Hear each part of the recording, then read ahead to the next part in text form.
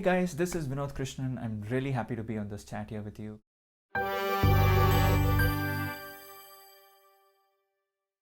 My journey with Indian Raga has been very exciting.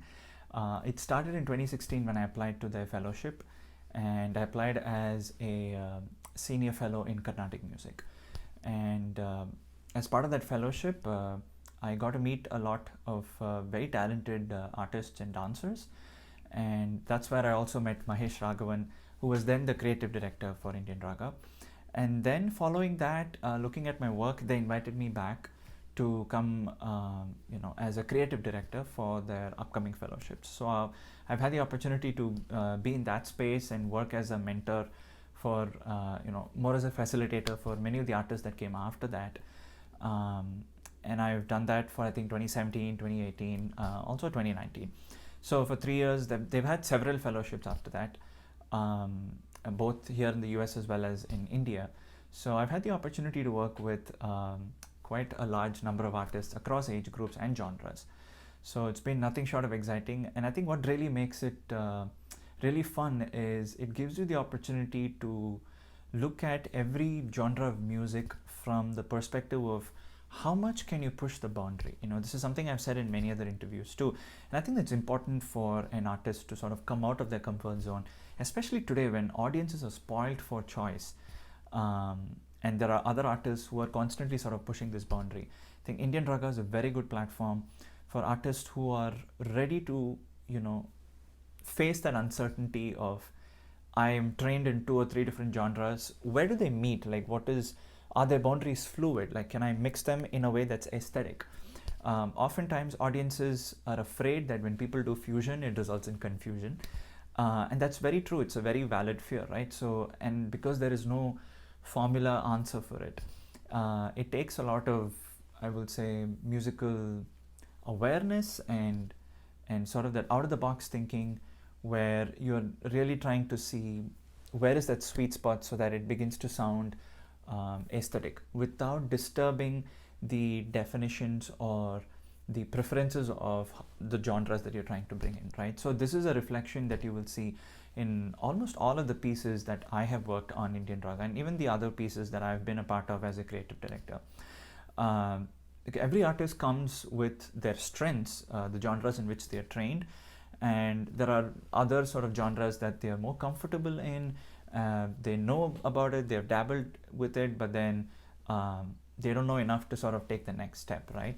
I'm not claiming to be a know-all, but I think just being in that space and I would say having the blind courage to sort of experiment, if you will, has really given me that edge to sort of think outside the box and say, hey, why can't we bring these 2 genres like this? Why can't we mix these 2 songs like this, right? And it's not just about mixing songs, or even for my own original compositions that I've done. This is a constant process that happens with every composer, is that especially with Indian musicians, if you see, with film music, for example, there's a lot of genres being mixed. You don't find this happening with other music industries across the globe. So I think that's also given us a lot of context to take I would say look at references from past work that's been put out. So I think all of that coming together, it's a very exciting space for an artist like me to be in an environment like Indian Raga.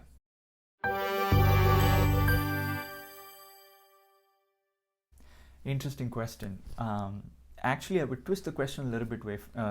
In my life, I think given my family background and I think the moment I was born, it was a given that I am going to become a musician. I think the question was, what else am I going to pursue other than music? So it was not the other way around. Of course, like every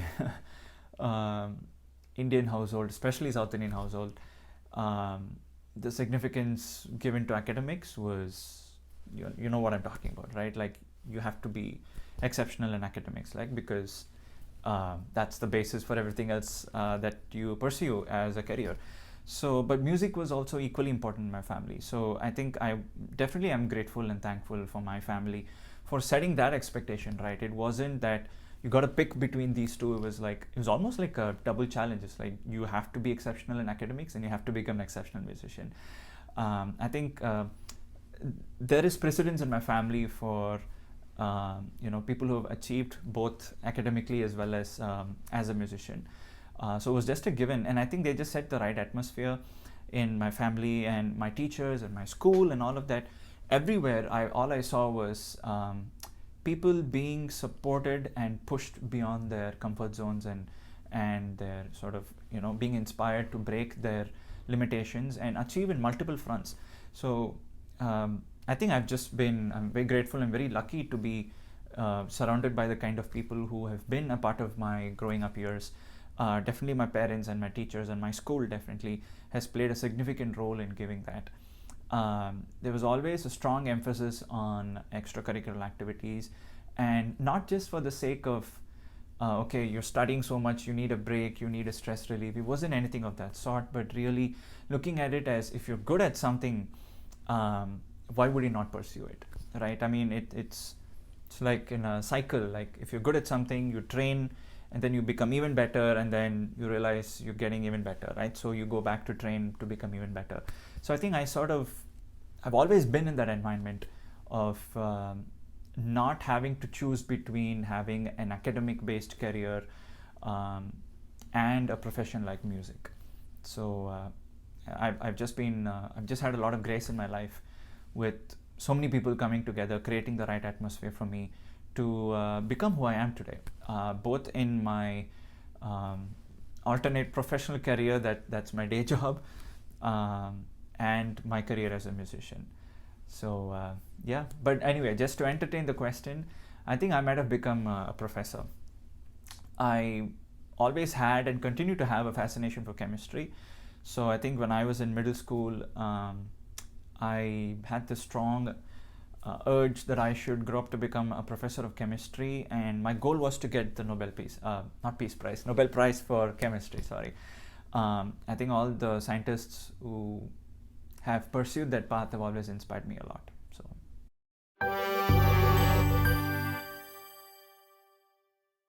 you almost got me there. All right. If I want to do a kacheri with somebody from the past, I'm assuming you're asking somebody who's not alive.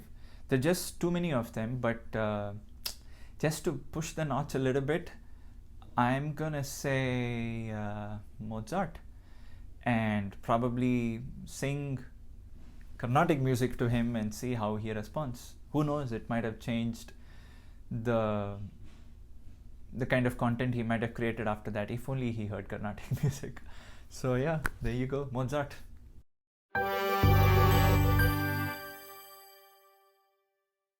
Great question. A lot of people have asked me this, and I've also talked about this in other interviews, but it's always a joy to go back to that creative process, because it reminds me of how expansive and the number of possibilities that I can come out of a creative jamming session.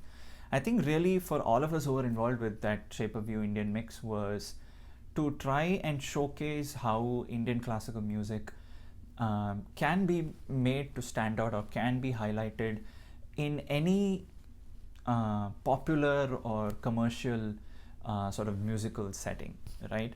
And I think the simplicity of the original soundtrack of Shape of You sort of laid that platform very easily for us to say, okay, here's a simple underlying track, like how can we build on it?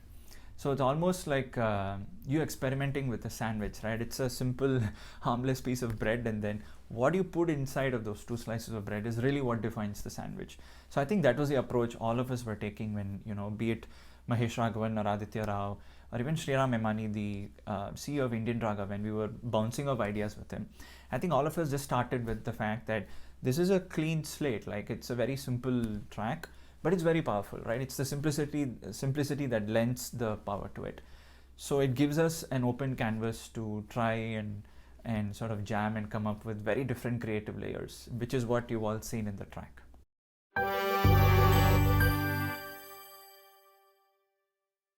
Howdy Modi was, I would say, a stellar opportunity as an artist. I think because that's the largest audience I've performed to. We had 52,000 people who came. Of course, they came for the Indian Prime Minister, Narendra Modi. but the opportunity to perform in front of them, I think all of the artists that came there to perform were only trying to showcase where American and Indian cultures sort of meet, right? And as a result of that, what is the outcome? So it was definitely very surreal to be in that kind of stage. I will admit I was nervous and scared, and I wouldn't say scared, but I would say nervous. Primarily because, first of all, it's a huge audience, and then, like every other artist, you're praying nothing goes wrong technically, and there are a lot of security restrictions, right? Simply because of the nature of the attendees. And so that itself gave us a lot of challenges in terms of how we were rehearsing, and how we wanted to put forth our act, and how do you want to choreograph, and so a lot of things that impacted that.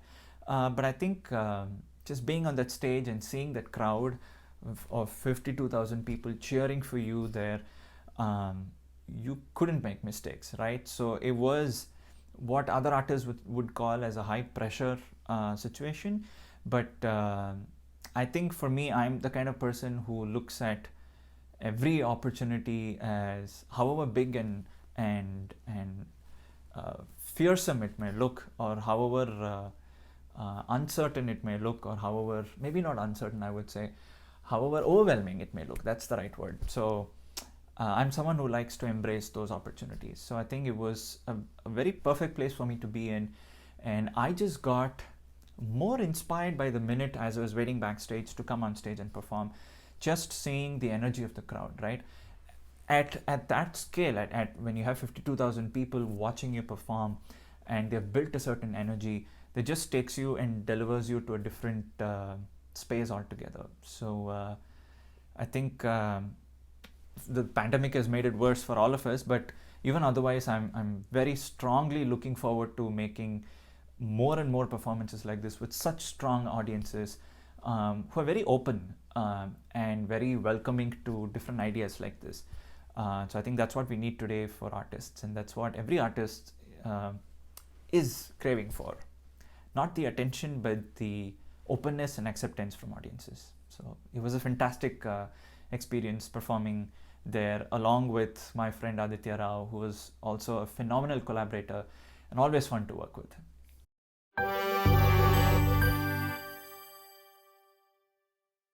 That's a very difficult question because I have many influences.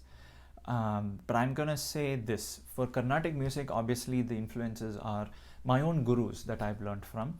My grandmother, to start with, she's a self-taught musician, and she made sure all of her grandchildren have become musicians. So I think that's very inspiring.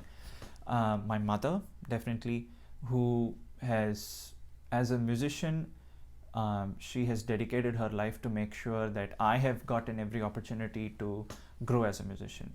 My teachers that I learned from whom I got my formal training, Madurai T.N. Seshagopalan sir, who is a Padma Vibhushan awardee, and then Neyveli Santanagopalan sir, who is today globally recognized as someone who has come up with a very refreshing pedagogical approach to teaching Carnatic music, right?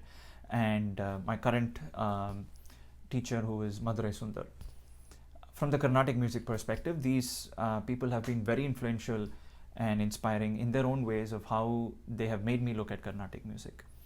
From Western classical music and pop music and in those genres, I would say A.R. Rahman and Yanni. I started listening to both these artists when I was a child, and I think they've done a phenomenal job in just pushing the boundaries of what kind of music, different genres that you can bring in, right? So there's also directly ties to the kind of work that I'm experimenting with at IndianRaga. It's because of listening to artists like A.R. Rahman and Yanni that you are in that, you build that certain awareness of what's the right, I wouldn't say right, what's a more appropriate aesthetic way of combining this genre with this genre, and if you put it together, where does it move away from confusion to actually sounding like an aesthetic combination of fusion that people can enjoy, right? So I think these two artists have been a constant source of inspiration for me.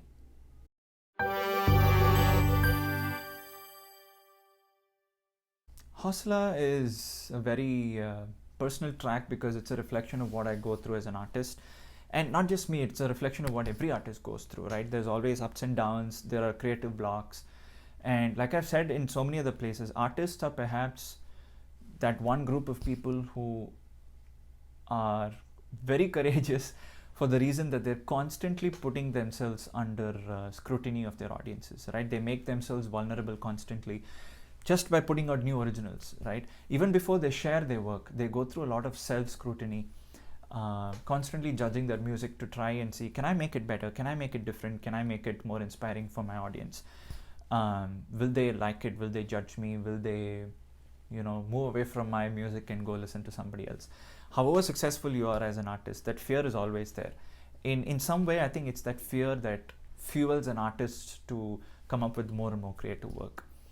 But if I were to sing Haunslaa, there are a couple different places. I think any performance venue or any gathering where there are hundreds of thousands of people, I think it's a very powerful song, just from the musical structure of it. And I think it will really gel well with large audiences where, like I said, the audience comes with a mindset of being open and accepting of the music that they're about to hear, right? And personally, I would say if I get the opportunity, I would definitely sing it in A.R. Rahman sir's studio. I think that's an opportunity no artist will want to let go. So I'm going to sing a few lines of my recent original. It was my Hindi original called Haunslaa. सपने फिर भी देखे तुमने, मुश्किल थे भले, हाथों की इन लकीरों को तुम बदलने हो चले, ऊंची उड़ाने भरना दिल को है ये कहा, तूफानों से न डरना ऐसा है हौसला, I am ready, going steady, I am now, can't you see, let me be, I am free.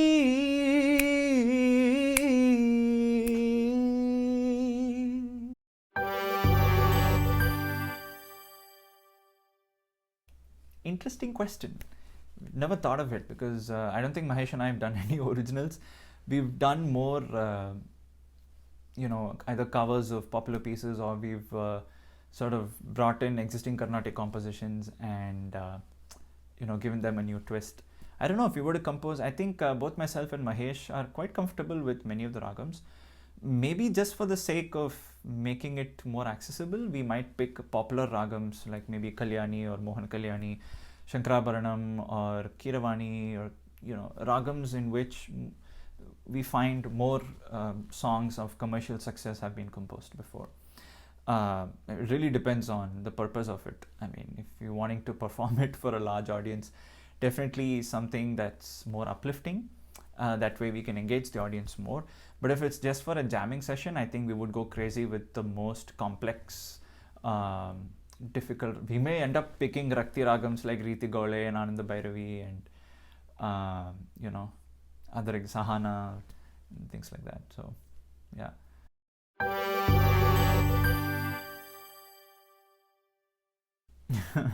How do you guys come up with such questions? Seriously. But okay, if Vinod was a musical instrument, he would be the Nadaswaram.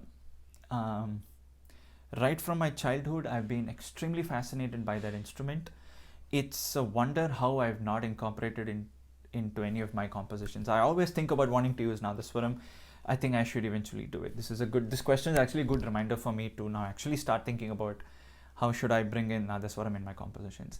It's a very fascinating instrument simply because of the respect and the attention that it commands the moment somebody starts playing it, right? Like somebody who knows to play the instrument, they know the ins and outs of how to bring out the best sound in it. When somebody starts playing, it's instantly meditative, and it just helps you sort of arrest all the clutter in your mind and just makes you like single focused.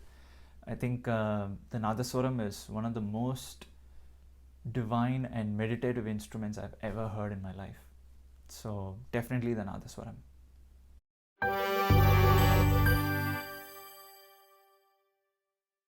Hands down, Hans Zimmer.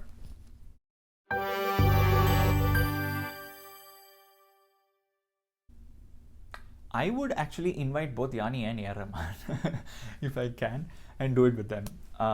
Definitely, they both bring, they're known for their prowess with their respective work, and it would be a dream come true to work with, first of all, either of them, and then imagine working with both of them in the same room. It's just... Oof.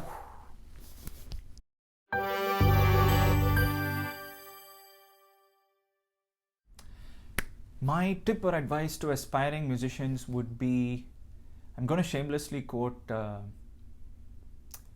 dialogue from Three Idiots that Amir Khan says, like, pursue excellence and success will happen. I think what's happening today is because of the number of opportunities that are there with, getting online and putting your content on YouTube, and then reality shows and TV shows and all of that. Oftentimes what happens is people tend to pursue the performance aspect of it before they become proficient, right? Not to say that those who are singing in those arrangements are not professional, but I think with aspiring musicians that has created a sense of urgency of wanting to reach that place much sooner. But you should realize that everybody who reaches there because of their talent is because they've gone through a lot of rigorous training, and there's a lot of dedication, commitment, and perseverance. So definitely focus on your training.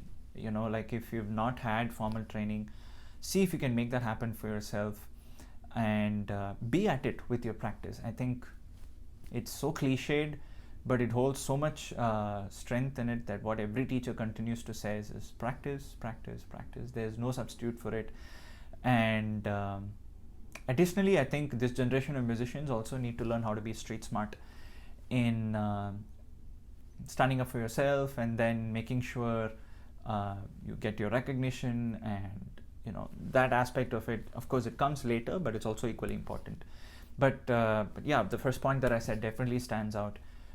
Make sure you first become proficient in what you are, and then put yourself out there.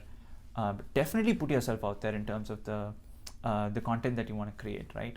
I heard this in an interview from A.R. Rahman, where he was talking about how sometimes some musicians, come up and say, oh, the industry is very competitive, it's very cutthroat, and I've not been given an opportunity, and this, that, and that. So A.R. Rahman asks a question in return. What he says is, what have you done? Do you have music out there? Have you created some inspiring work? It may not have millions of views, it may not have been exceptionally popular, but have you created anything from your side before you start complaining about something, right? So I think that's a very important thing to take care of as an artist.